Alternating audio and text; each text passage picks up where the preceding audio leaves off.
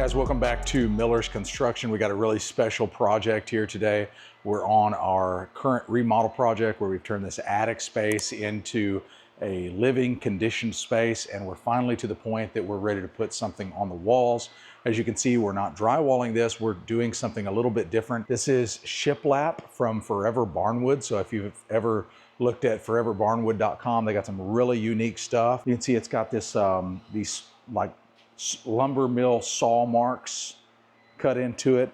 What's nice about this product is it's brand new lumber that they have kiln dried, and then they've done this patented treatment process to make it look like it's been on a barn for 50 years. So it's really cool, really nice stuff, nice and straight. My understanding is it's kiln dried white pine. To get us started right here, basically we've got these inside corners, and I don't like the thought of shiplap butting up one against the other. So what we've done is we've ripped down a piece of this Forever Barnwood. We've attached a little strip to the back to bring it out an extra quarter inch. So because this stuff is 3/4 inches thick, we want a 1 inch thick on both sides square. So just a 1 by 1 by 1, excuse me. That way, when we terminate our Forever Barnwood into these inside corners, we've got a nice little shadow line or reveal right here on both sides. It's just a cleaner, better look overall for us. So that's the first thing we're doing.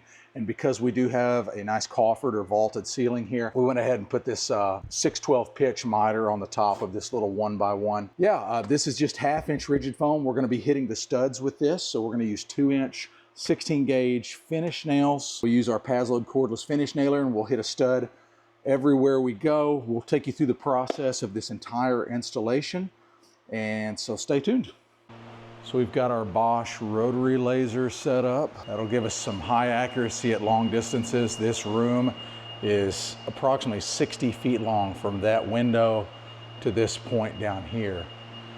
So what we're trying to determine is the high point of the room. Kay is walking around with the receiver to the rotary laser, and we're just trying to determine the high point. This end's the high point, isn't it? Okay.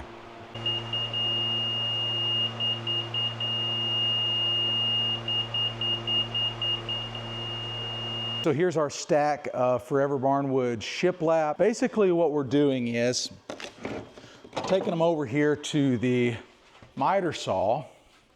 You come in here a little close. You're gonna have little defects like this. This is no big deal, but some defects we can't work with. For instance, these ends right here are not perfectly square. We wanna square them before we take them back up there. So, shouldn't say take them back up there, we're taking them up there. So we just square up each end, and there's a reason we want both ends square. We'll talk about that a little bit later.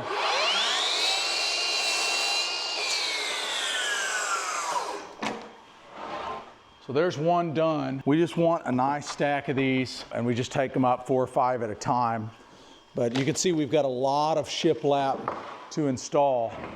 We just want to make sure all of these ends are nice and straight. It's really nice stuff. Also, one thing to note, there are 2 sides to this. This side is more aggressive and rough. We didn't get full instructions from Forever Barnwood on which side to use. I'm assuming you can use either side, whichever side looks best to you. We're using this side because it's got the saw marks in it. I think that's the designed side to use. I think this is the side that they want you to use. And just another thought, right here, they do send touch-up stain, and it matches very well. 50-year-old, this is just 1 quart. So this is touch-up stain. It's like an oil-based stain. So if you have some exposed edges or something like that, you can touch them up. Everywhere that we have a splice, because these are only 8 foot long, even if it was 16, obviously up here, it would still be an issue. We're opting for biscuit joints. We feel good about the strength of biscuits. We're using number 20 biscuits, and I like to put them towards the bottom. So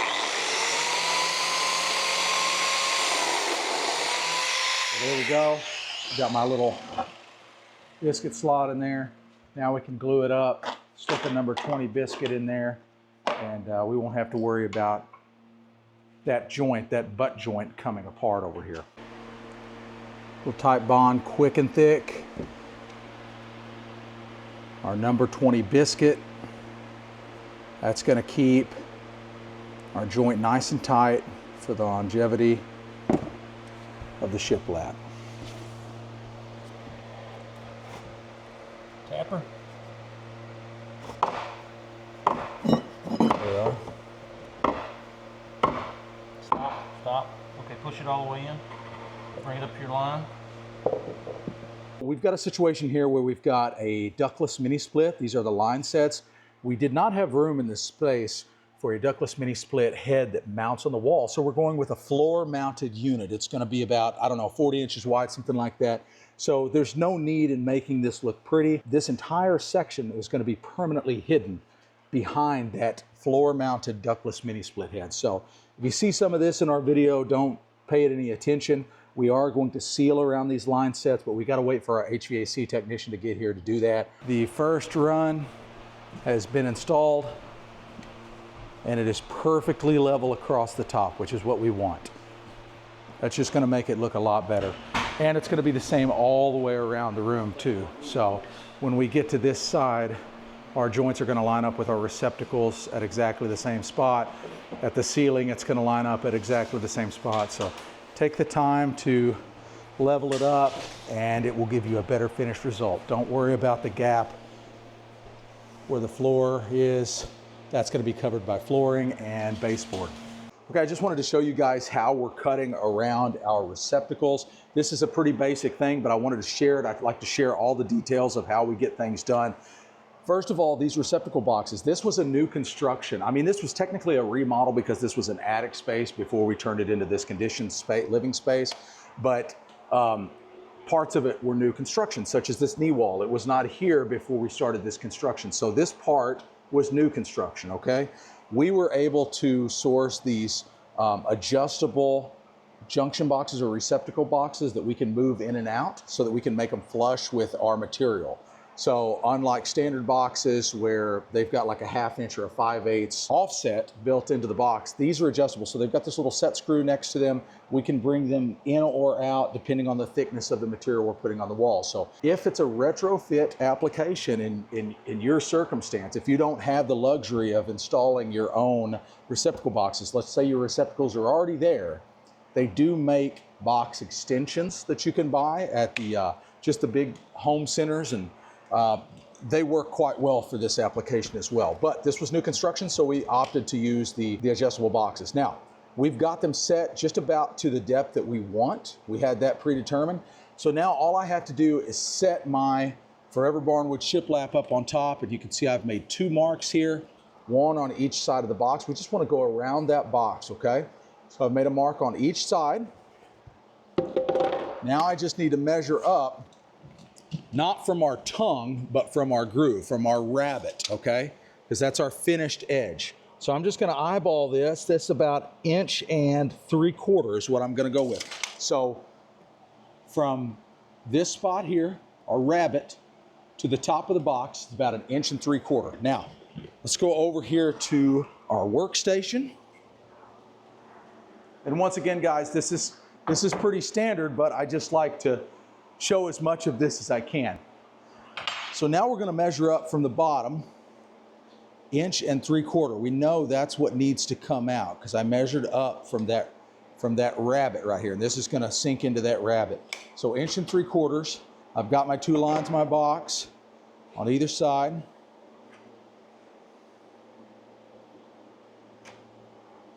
Now I find my 1.75 inches. I'm going to scribe that. There's a line right there. Now I'm just going to use a jigsaw. I like these Lennox fine soft wood blades. They work pretty well.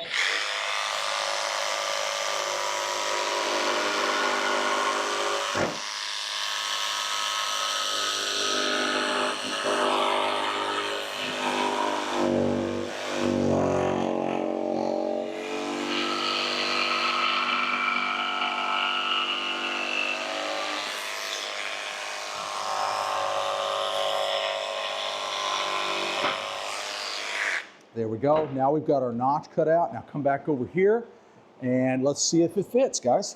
It's pretty straightforward, pretty simple, especially when you lay out the receptacles to come up in the middle of a shiplap like this. There we are. Nice fit right there. Now we can put our receptacle and our cover in. This board's ready to fasten to the wall. I'm gonna come up right back. That took out some of it. Yeah. So we had a little bit of a warped board here, folks. Just got to make sure you push down and make sure you seat that lap.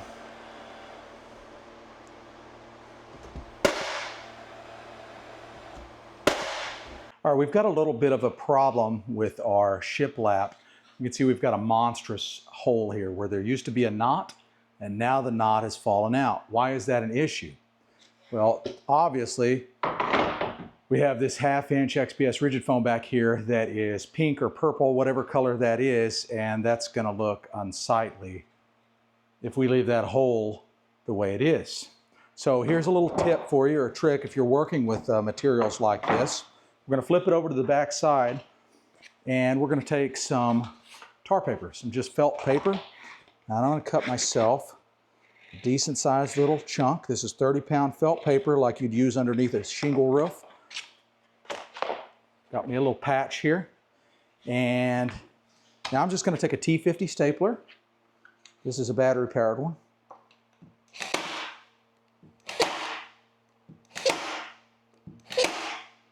Four staples in it. Now, black hole, okay? So now you're not gonna see that purple or pink back there. It just looks like an empty hole. So there's a little tip for you. Here's what it looks like on the back side. Quick and easy.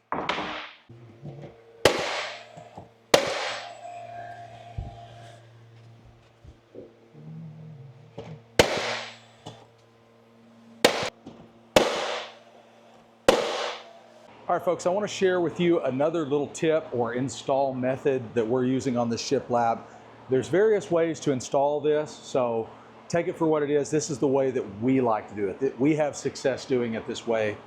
We like to stagger our joints, kind of like you're running vinyl siding. If you've ever installed vinyl siding, it's very similar to that. The reason is we don't like joints at all, do we? We don't like these splices or joints, but we have to. We don't have material that's 40 or 50 foot long. They're 8-foot long boards. So we're gonna have a splice around every 8 feet. What we don't want is we don't want these splices or these joints to line up and stack up on top of each other or even in the general area, right? So right now we've got 3 rows of shiplap going. You can see that our first splice is over here, then we've got another splice, then we've got another splice. Now, the offset or the stagger is not the same, and that's because our material, some of it we have to cut off because we've got a little damage on the end. Our studs might not be in the exact spot that they're supposed to be, or we have to stagger it back another stud, something like that. That's okay, we're not worried about that. We just want a continuation, a repeating pattern of a staggered joint. We don't want these joints lining up on top of each other. We don't want this joint and then another joint here and then another joint here. You can see that my next joint is way up here. It's about, so from this joint here to this joint, it's about 18.5 inches. My next joint is about 22.5 inches away. That's not a problem. We just don't want them stacked up on top of each other. Doesn't look good. So here's how you can keep that continuation. Here's how you keep that staggered joint. I'm gonna take my measurement here, 62 and 15/16. So I need to cut this next piece to 62 and 15/16. Whatever I cut off, the leftovers of that 62 and 15/16, I'm taking it back down there. And that's gonna be the board that we start with. We start with that board and we keep running it that way. Whatever we cut off, we take back down to the other end. That's gonna continue that stagger. 62 and 15/16.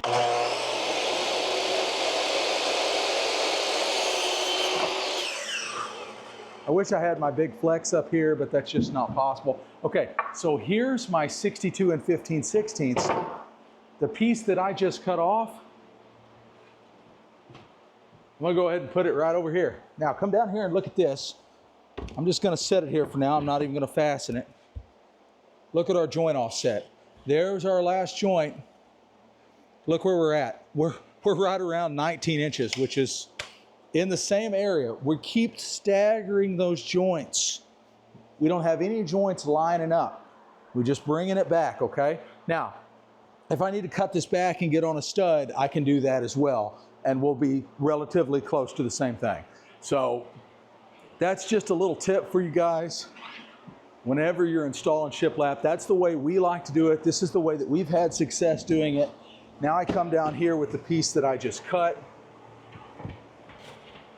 Boom, I'm ready to biscuit that and nail it in.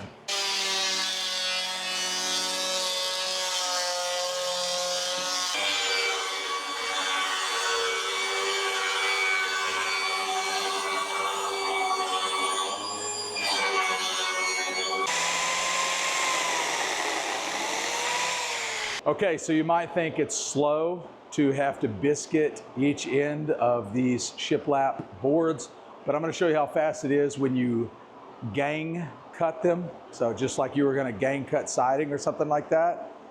It's pretty easy if you just get you a nice big stack. We've already cut the ends off of all these so they're nice and square. Now I'm just going to biscuit every single end and keep rocking. So watch how fast this is. This does not take very long.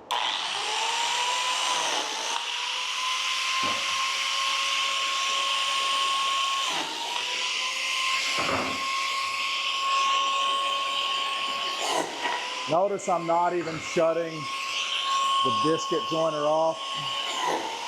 We just keep rolling.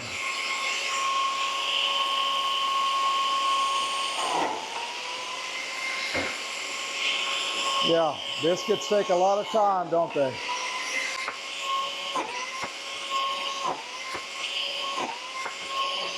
Okay, that's like 10 biscuits in maybe a minute. It just doesn't take that long when you've got them stacked up and ready to go. I wanted to talk for just a second about our outside corner. We had one outside corner that we had to attack on this project, and the reason that I didn't film it was because I actually ended up changing it up. And you'll notice in earlier clips of the video that the corner looks a little bit different than this particular screenshot of it. That's because it was just a little too small. I kind of had second thoughts on it, so I ended up taking it back off, rebuilding it, and I wish I would have had time to film the process of how we built this outside corner because I feel like it's the best way, but I'll just run you through it in a voiceover here.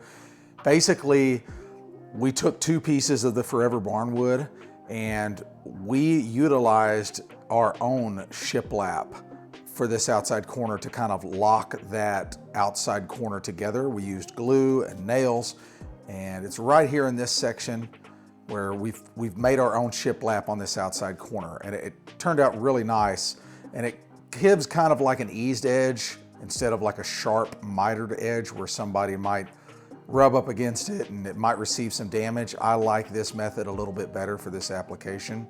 And if you'll notice where the shiplap actually dies into the outside corner, that's actually a rabbited edge as well. We just ran the outside corner pieces through the table saw and created our own rabbet. That way the shiplap actually tucks in behind the outside corner, almost like a J-pocket on vinyl siding. Worked out really well. The only thing that we had to modify here was the thickness of the outside corner. All we had was 3/4 inch thick material. So what we did was we just added some to the back of it, like some 1/2 inch material, some scraps that we had, just to thicken it up or bulk it up a little bit so that that rabbet could actually do its job and that shiplap could tuck in behind there like it's supposed to. We have really enjoyed working with this Forever Barnwood material. We ended up using 1x4s for the baseboard and for the casing around the skylights, and we used their 1x10s for the jam material around the skylights.